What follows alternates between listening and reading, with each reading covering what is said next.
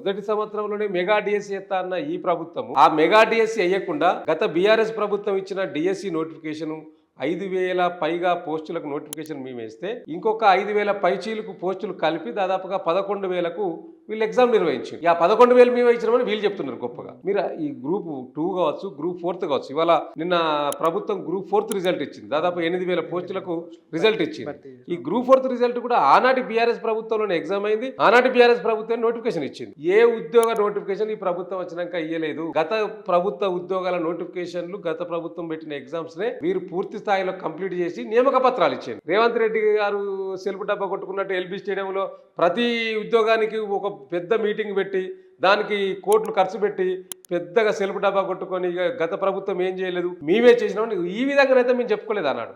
చెప్పుకోకపోవడమే తప్పు జరిగిందేమో ఇప్పుడు మేము అనుకుంటున్నాం.